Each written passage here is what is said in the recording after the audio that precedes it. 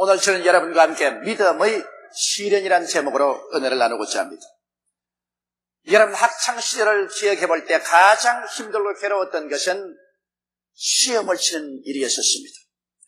시험을 칠 때마다 빨리 학교를 졸업하고 시험 치르지 않는 삶을 살면 좋겠다. 그런 생각이 마음속에 사무치는 것이 지금도 기억납니다. 그러나 학교를 졸업하고 사회에 나온다고 해서 시험을 치지 않는다는 법은 없습니다.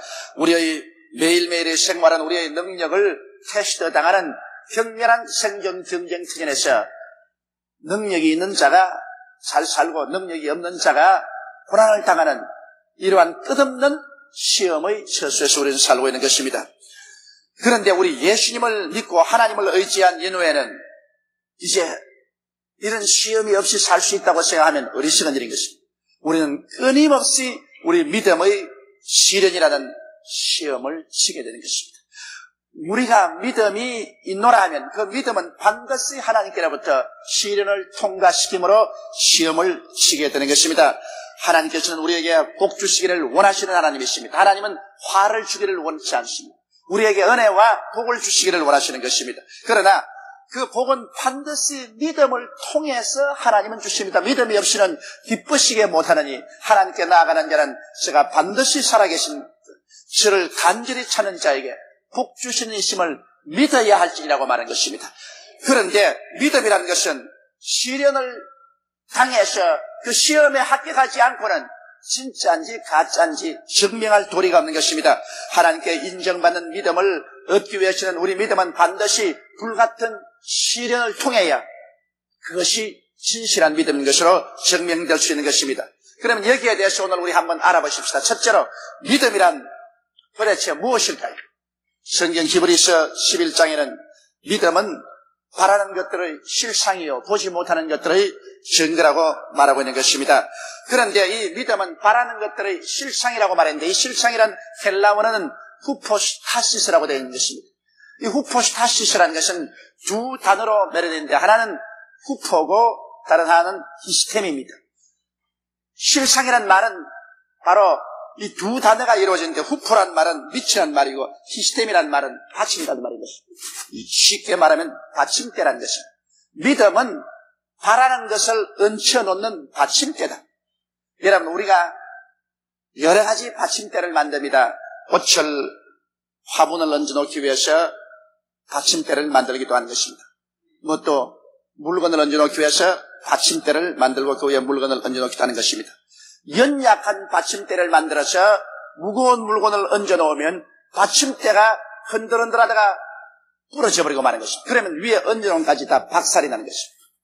그러므로 받침대 위에 물건을 얹어놓기 전에 반드시 튼튼한 받침대인지 아닌지를 시험을 해봐야 되는 것입니다. 그 받침대를 흔들어 보기도 하고 눌러보기도 하고 받침대의 그 힘이 있는지 없는지를 알아보고 난 다음에 거기에 해당하는 무거운 짐을 얹어놓게 되는 것입니다.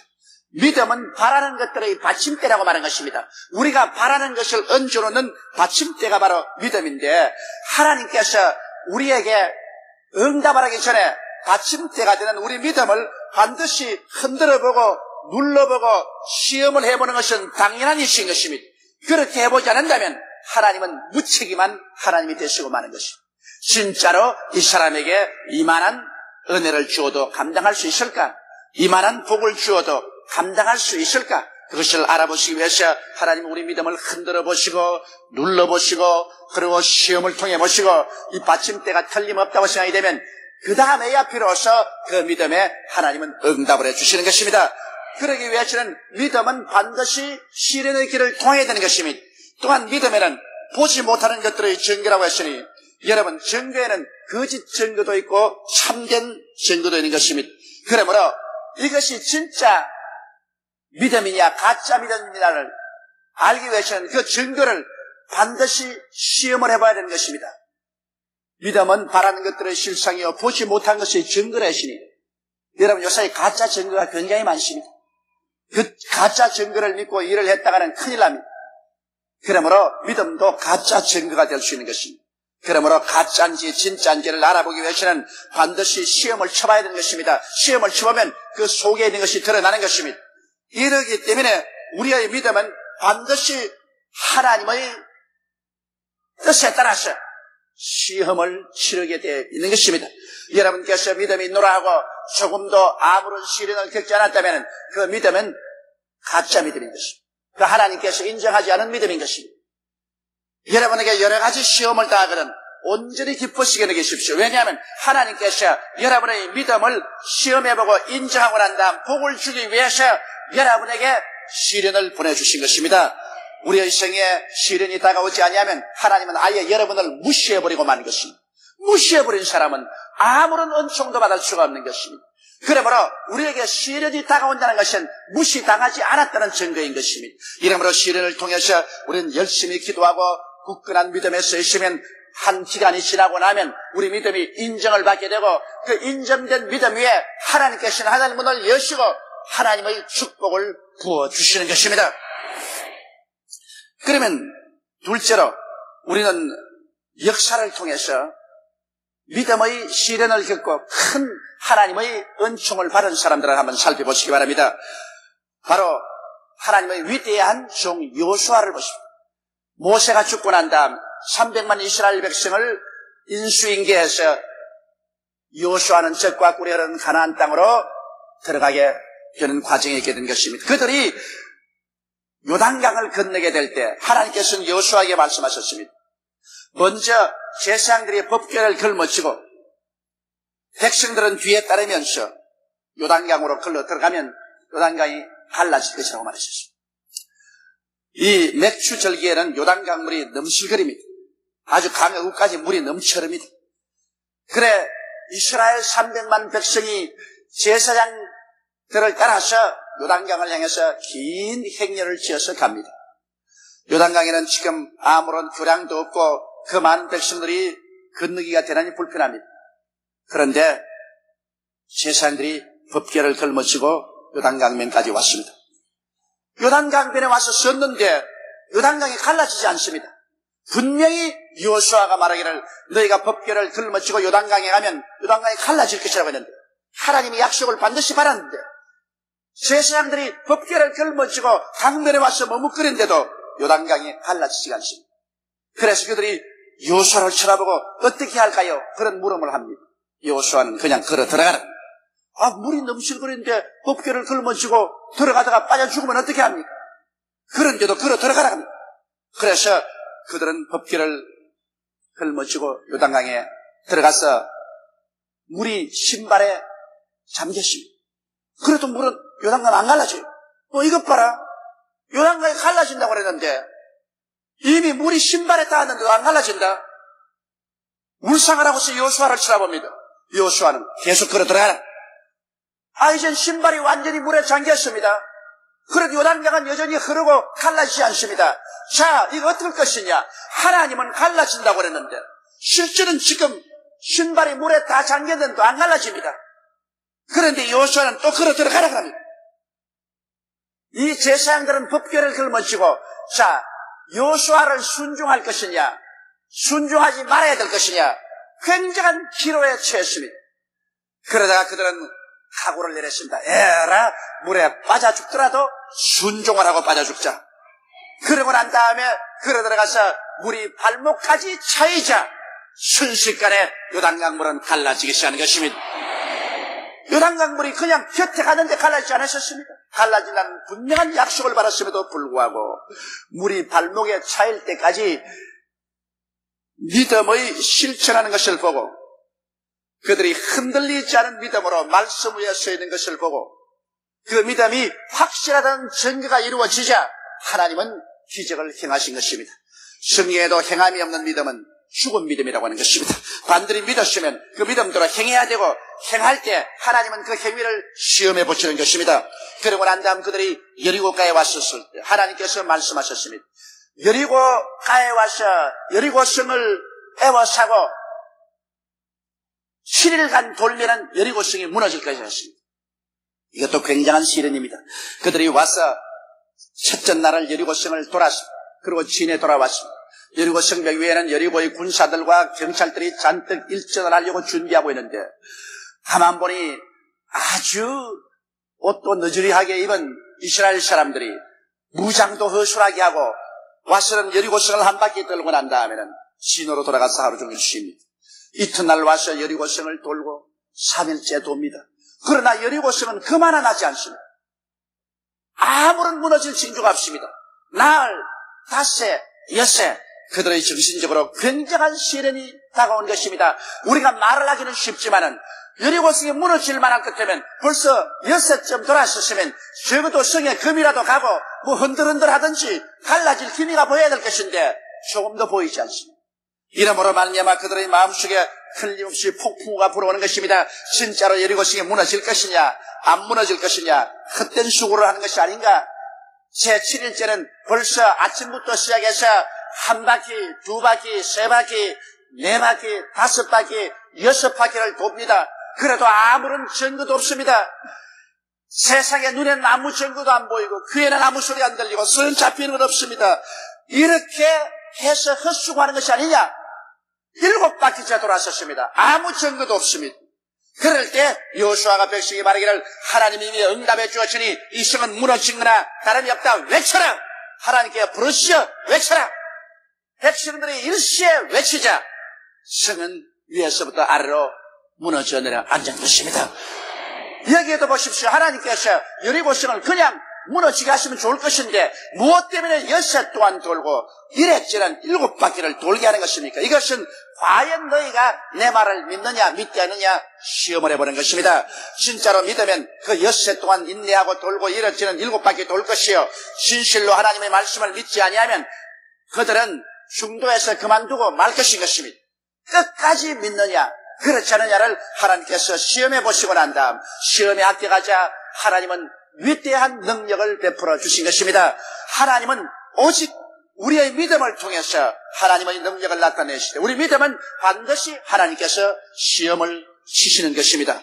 셋째로 우리는 성벽 위에 있던 기생 라합의 집에서 한번 보십시다.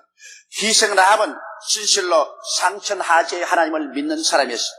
여리고에 학자들도 많고 돈 많은 사람들도 많고 능력 있는 사람도 많았지만은 하나님을 믿는 사람은 이 비천한 기생이었어요. 여호수아가 정탐꾼을 보냈을 때 정탐꾼이 바로 기생 라합의 집에 왔습니다. 하나님의 성령께서 정탐꾼을 인도해서 허다한 사람 내버려 놓고 기생 라합의 집에 왔습니다. 이 기생은 자기 몸을 팔고 웃음을 팔고 사는 사람이었지만 그러나 그 마음속에 신앙이 있었습니다. 하나님은 마음속에 믿음이 있으면 기생이라도 정결하게 만들어서 사용하시는 것입니다. 바로 예수 그리스도의 혈통에 바로 기생 라합이 들어와 있습니다. 훗날의 기생 라합은 이스라엘 백성하고 결혼해서 결국에는 다윗의 조상이 되고 그리스도의 혈통에 들어오게 된 것입니다. 오늘날 여러분 하나님께서는 이 세상의 죄인이 얼마나 큰 죄인이냐 적은 죄인이냐를 분별하지 않습니다. 그 사람 속에 믿음이 있느냐 없느냐를 주님께서 보시는 것입니다. 믿음만 있으면 어떤 죄인이라도 하나님께서는 말씀과 성령으로 거룩하게 만들어 놓을 수가 있는 것입니다. 그래서 성령께서 기생 라합의 집으로 이 정탐꾼을 인도했고 기생 라합은 이 정탐꾼을 무사히 집으로 돌려보냈습니다. 그럴 때 정탐꾼하고 약속을 했습니다. 이스라엘이 들어와서 여리고를 무너뜨릴 때 기생 라합과 그 가족이 그 집안에 들어있어 밖에 나가지 않은 이상은 하나님께서 그들을 지켜줄 것을 보증해 주었습니다. 그리고 그 담벼락에는 빨간 실을 내려놓으라 했습니다. 이것은 바로 예수 그리스도의 십자가 보혈을 말하는 것입니다. 온 천지가 변화되고 하나님이 세계를 심판할 때도 예수 그리스도의 핏줄을 잡고 있으면 그와 그 집이 구원을 얻으리라는 것입니다. 주 예수를 믿어라. 너와 내 집이 구원을 얻으리라는 것은 기생 라합의 집에서 하나님이 잘 상징적으로 보여주신 것입니다. 그래서 기생 라합은 자기의 집이 성벽 위에 있기 때문에 그 창문가로 빨간 실을 내려놓았습니다. 그러고는 온 가족들을 다 불러 모았습니다. 기생 라합은 기생 사업을 잠시 중지하고 나아가서 아버지, 어머니, 오라버니, 언니, 동생 할 것 없이 온 가족들을 자기 집에 다 불러 모았습니다. 곧장 하나님의 심판이 맞아서 여리고는 무너진 것. 그러므로 우리 모든 사람들이 이 집에 모여 있으면 반드시 이 집을 지켜주기로 약속을 했다. 우리 집으로 모여라. 그래서 온 일가 친척들을 다 집으로 모아놓았습니다. 그런데 이스라엘 백성이 와서 하루를 돌아도 여리고성은 무너지지 아니하고 이틀을 돌아도 여리고성은 무너지지 않고 사흘, 나흘 세월은 흘러가는데 온 일가 친척은 모두 다 그 집에 모여서 창가로 혹시 성이 무너지는가 바라보니 어림도 없습니다. 이야말로 정신적인 굉장한 고통에 처했습니다. 아마 날 다스려야 때는 온 식구들 전체가 집으로 돌아가야 되겠다. 집에 돼지도 먹이를 줘야 되겠고 닭도 모이를 줘야 되겠고 집을 그냥 내버려 놓고 왔는데 이게 웬 말이냐, 우리는 돌아가겠다. 성이 무너지기는 뭘 무너지느냐, 저 너저리한 백성들이 저렇게 돈다고 성이 무너질 택이느냐. 아마 온 가족 전체가 그럴싸하게 일어나서 희생 라합에 대해서 데모를 했을 것입니다. 그러나 희생 라합은 굳은 결심을 가지고 그는 자기의 문가에 서서 막습니다. 아니요, 이 성은 무너지고 맙니다. 하나님은 상천하지의 하나님이신 것입니다. 하나님께서 여리고성을 이스라엘 백성들에게 주었다고 말씀하셨으므로 하나님의 말씀은 반드시 이루어지는 것입니다. 자관 이스라엘 백성이 오늘 6째 돌고도 성이 조금도 움직이지 않더라도 이 성은 무너집니다. 하나님께서 그렇게 말씀하셨습니다. 말씀대로 이루어집니다. 희생 라합 혼자 굳은 말씀에 대한 믿음을 가지고서 온 가족을 구원하기 위해서 문간에 서서 그를 막았지만은 나중에는 아마 가족들이 분노하고 일어나서 희생 라합을 테러하려고 달아들었을 것입니다. 희생 라합은 말했을 것입니다. 죽이고 싶으면 죽이십시오. 나를 짓밟고 날 죽은 시체를 밟고야 우리 집을 나갈 수 있지. 못 나갑니다. 이 집에 일단 들어온 이상은 못 나갑니다. 왜냐? 이 집에 들어있어야 구원을 받기 때문인 것입니다. 나는 기생 라합을 볼 때 깊은 감동을 느낍니다. 기생 라합 한 사람으로 말미암아 온 가족이 다 구원을 받았었습니다. 여러분, 기생도 자기의 가족들을 생각하고 성이 무너지기 전에 온 가족을 구원하려고 전력을 기울였는데 하물며 인간 세상 성이 지금 무너질 처지에 놓이는 것입니다. 이 세상과 이 세상에 있는 것들은 다 불타고 말 것입니다. 하늘이 큰 소리로 떠나가고 땅이 열렬한 불에 녹아질 것입니다. 그러나 오직 믿는 자만이 의의 그하는 새하늘과 새 땅에 들어가게 되는 것입니다. 그렇기 때문에 오늘 우리들에게 하나님께서는 전도하라고 말씀하는 것입니다. 여러분의 가족은 어디 있습니까?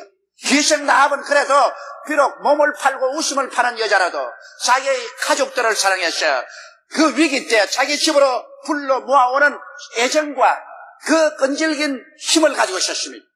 여러분, 지금 이제 세상이 멸망할 때가 눈앞에 다가왔는데 이제 예수 그리스도의 강림하심이 곧 우리 지측에 다가왔는데 여러분의 부모들은 어디에 있습니까? 여러분들의 형제들은 어디에 있습니까? 여러분의 자녀들은 어디에 있습니까? 여러분의 이웃들은 어디에 있습니까? 그들은 지금 여러분 신앙의 집에 들어와 있습니까? 그렇지 않으면 여러분은 방관하고 내버려 놓았습니까? 그저 주님이 오신 날이 가까웠다 하지만은 그것 다 옛날부터 하는 말이다. 그리고 여러분께서 무관심하고 있겠습니까? 주께서 도적같이 올 것이라는 말씀을 여러분 기억하지 않습니까? 주께서 호령과 천사등의 고함과 하나님의 나팔로 신이 하늘로 쫓아 순식간에 강림하는 것입니다. 주 안에서 잠자는 자는 먼저 일어나고 살아남은 우리들이 다 변화되어 공중으로 올라갈 것입니다. 그날은 순식간에 다가옵니다. 지금은 평안하다 할지라도 멸망은 순식간에 옵니다. 여리고성의 사람들은 편안하다. 이스라엘 백성들이 아무리 주위를 돌아다녀도 우리의 군비는 강하고 우리 군대는 강하다. 절대로 이 성은 무너지지 않는다. 벌써 6째 돌아도 진동 하나 오지 않았고 성에 금 하나 가지 않았다. 우리는 갔다 편안하다. 그렇게 생각을 했었습니다. 희생 라합의 집에는 가족들도 그렇게 생각하고 이제는 집으로 돌아가겠다고 아우성을 쳤습니다. 그러나 희생 라합은 결심하고 가족들을 보호했습니다. 절대로 못 나간다. 이 성은 반드시 무너진다. 하나님의 약속하신 말씀은 1.1핵도 변하지 않고 반드시 이루어진다. 눈에는 아무 증거 안 보이고 귀에는 아무 소리 안 들리고 손은 잡히는 것 없어도 말씀은 이루어진다. 말씀에 선다. 기생 라합의 믿음에 감탄하지 아니할 수가 없습니다. 신분이 기생이지만은 그러나 말씀에 대한 믿음은 이 세상 그 누구도 견줄 수 없을 만한 믿음을 가지고 있었습니다. 6세가 되고 1회째 들어가서 6바퀴를 이스라엘 백성이 돌 때는 기생 라합에는 이것이 6년 아니라 60년 같이 길어 보였을 것입니다. 한 바퀴 돌아도 아무 일 없어. 2, 3, 4, 5, 6, 7 나중에는 인내의 한계점에 돌아있었습니다. 그러자 일시에 이스라엘 백성이 고함을 치자 천지가 진동하는 소리가 나더니 그렇게도 튼튼하던 성벽, 그렇게도 조용하던 도시, 쉬어도 무너질 힘이가 없던 것이 순간적으로 성은 무너져 내려왔는데 희생 라합의 집만 남아있고 그 주위는 다 무너지고 이스라엘 백성은 물밀듯이 와서 모든 사람을 다 도륙하고 오직 희생 라합과 그 가족만 구원함을 받게 된 것입니다. 여기에서 얼마나 믿음의 시련을 겪은 것입니까? 그러므로 여러분, 네 번째로 우리는 시련을 당할 때 어떻게 해야 되는 것입니다. 우리는 시련을 당할 때 하나님의 언약의 말씀에 굳세게 서야 되는 것입니다. 예수 그리스도를 믿는 우리들이 믿을 수 있는 유일한 이유란 하나님의 말씀밖에 없는 것입니다. 말씀 이외에 여러분 무엇을 믿습니까? 여러분의 지식을 믿습니까? 여러분의 감정을 믿습니까? 여러분 환경을 믿습니까? 우리의 지식이나 감정이나 환경은 시시각각으로 변화되어 가고 있는 것입니다. 오직 저 하늘이 무너지고 이 땅이 변해도 1.1핵도 변치 않은 것은 하나님 말씀밖에 없는 것입니다. 하나님이 말씀으로 천지를 지으셨습니다. 바로 예수 그리스도도 하나님의 말씀이 육신을 입고 이 땅에 오셨습니다. 그러므로 우리가 의지할 곳은 말씀밖에 없습니다. 여러분, 그러므로 믿음은 들음에서 나며 들음은 그리스도의 말씀으로 말미암았다고 하나님 말씀을 읽고 듣고 그 말씀에 우리가 믿음을 세워야만 되는 것입니다. 말씀 이외에 우리가 의지할 수 있는 아무런 보장도 없습니다. 말씀을 믿다가 죽더라도 말씀을 의지해야 되는 것입니다. 말씀 이외에는 우리의 쓸 곳은 없습니다. 이러므로 예수 믿는 사람들이 말씀을 저버리고 감정에 들뜨든지 흥분하면 감정이 사라지고 나면 아무것도 가진 것이 없게 되는 것입니다. 그러므로 이 말씀은 날이 덥다고 해서 변치 않고 차다고 해서 변치 않습니다. 경기가 좋다고 해서 말씀이 달라지는 것도 아니고 경기가 나쁘다고 해서 말씀이 달라지는 것도 아닌 것입니다. 말씀은 이랑 변함이 없습니다. 그러므로 여러분께서는 말씀에 실은 믿음을 갖게 되시기를 주 이름으로 축원합니다. 그럴 때 아무리 시련이 다가와도 여러분은 흔들리지 않습니다. 말씀은 변하지 않기 때문인 것입니다. 그 다음 시련이 다가올 때 여러분 쉬지 말고 기도해야 되는 것입니다. 기도할 때 하나님의 성령과 교통할 수 있는 것입니다. 우리를 붙잡아 줄 수 있는 능력은 하나님의 성령의 능력인 것입니다. 우리의 힘으로도 안 되고 능으로도 안 됩니다. 내가 아무리 힘으로 밀어붙인다고 해서 일이 되는 것도 아니요, 인간의 기교를 통해서 수단과 방법을 다한다 해도 안 됩니다. 성령이 와서 붙들어 주셔야만 되는 것입니다. 하나님의 성령이 붙들어 주는 것은 기도를 통해서 붙들어 주는 것입니다. 성령의 세계는 기도의 세계입니다. 기도하면 성령 안에 들어가고 성령이 오시면 우리에게 기도하게 합니다. 성령이 떠나가시면 기도하기가 싫어지는 것입니다. 또 기도를 안 하면 성령께서 우리와 교통할 수가 없습니다. 성령 충만과 기도는 절대적인 함수관계를 가지고 있는 것입니다. 그렇기 때문에 우리가 시험을 당할 때는 어느 때보다도 기도해야 됩니다. 이렇기 때문에 야고보서에 말하기를 너희 중에 고난당하는 자가 있느냐? 저는 기도할 것이라고 말씀하신 것입니다.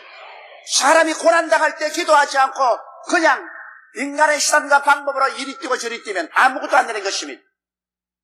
기도를 하면 우리는 시련을 이기고 시험에 합격하고 믿음에 설 수 있게 되는 것입니다. 그 다음 시련이 다가올 때 환경을 바라보고 두려워해서는 안 됩니다. 여러분, 환경은 우리에게 공포를 갖다 주기 위해서 우는 사자와 같이 덤벼듭니다. 바로 베드로가 환경을 바라보고 두려워했지 않습니까? 예수님께서 분명히 오라고 했는 그 말씀을 보고서 칠흑같이 어두운 밤바다, 파도치는 바다 위를 베드로는 용감하게 걸어 나갔었습니다. 말씀을 믿고 갈 동안에는 그들은 물으로 걸어가는 기적이 일어났습니다만 순식간에 그런 바람과 파도를 바라보시 환경을 바라보고 그 마음속에 공포심이 들어왔습니다. 말씀이 옮겨나가고 그 자리에 공포가 들어오자 그는 물 속에 빠져버리고 말한 것입니다. 조금 전에 걸어가던 그가 조금 후에는 물에 빠졌었습니다. 바다가 달라진 것도 아니고 바람과 파도가 달라진 것도 아닙니다. 베드로의 마음속에 믿음이 달라진 것입니다. 오늘날 여러분은 마음속에 믿음이 여러분의 운명을 변천시킬 수가 있는 것입니다. 이러므로 환경을 바라보지 말고 여러분은 말씀을 굳세게 바라봐야 되는 것입니다. 그리고 시험과 환난을 통할 때 원망과 불평하지 말고 용서하고 감사해야 되는 것입니다. 원망과 불평은 우리의 신앙을 파괴하는 가장 무서운 마귀의 도구인 것입니다. 얼마 원망하지 않냐고 얼마 불평하지 않아서 우리 마음속에 남아있는 신앙은 전부 다 다이나마이트로 폭파되어버리고 마는 것입니다. 그렇기 때문에 시련을 당할 때일수록 하나님께 감사하고 찬송해야 되는 것입니다. 왜냐하면 하나님은 우리에게 오셔서 좋지 않은 것조차 좋게 만들어 주시기 때문인 것입니다. 하나님을 사랑하는 자, 곧 그 뜻대로 부르심을 입은 자들에게는 모든 것이 합력하여 선을 이룬다고 말씀하고 있는 것입니다. 그러므로 시험을 당할 때 원망 불평하지 말고 감사하고 용서하고 사랑하고 찬양하고 하면 여러분은 시련을 능히 이길 수가 있는 것입니다. 그리고 그 무엇보다도 끝까지 참는 것입니다. 아예 시련을 당하면 여러분께서 마지막 밧줄에 손을 휘민 감고 눈 감고 메어 달리는 것입니다. 끝까지 메어 달리는 것입니다. 죽으면 죽으리다 하는 에스더의 기도처럼 믿음으로 메어 달리면 승리는 우리 것이 되고 마는 것입니다. 인내를 온전히 이루면 하나님께서 그를 통하여 이루 말로 다 할 수 없는 생명의 은총을 부어주시게 되는 것입니다. 작은 믿음에는 작은 시련, 큰 믿음에는 큰 시련이 다가옵니다. 그러나 그 시련은 종국에 가셔 위대한 승리를 가져오게 되는 것입니다. 이러므로 여러 가지 시험을 만나거든 온전히 기쁘게 여기십시오. 하나님께서는 이 시련을 통하여 여러분의 믿음을 인정하시고 그 믿음 위에 하늘나라의 부활을 얹어놓기를 원하시고 계신 것입니다. 다 같이 고개시켜 기도드리겠습니다. 전능하시고 거룩하신 우리 아버지 하나님은 각 사람에게 분량대로 믿음을 주셨지만 그 믿음은 반드시 시련을 통해서 확정이 되고 인정이 되고 그리고 그 불같은 시련을 통한 믿음을 통해서 하나님은 크나큰 기사와 이적을 행하시옵나이다. 우리 아버지는 그러므로 우리가 여러 가지 시험을 당할 때 결코 뒤로 물러가지 말게 도와주시옵시고 낙심하지 말게 도와주시옵시고 믿음을 포기하지 말게 도와주시옵시고 더욱더욱 말씀 위에 서고 더욱더욱 열심히 기도하고 더욱 열정을 다하여 하나님께 감사하고 찬미하며 끝까지 참아 승리하는 우리들이 되게 도와주옵소서. 우리 주 예수님 이름으로 기도드리옵나이다. 아멘.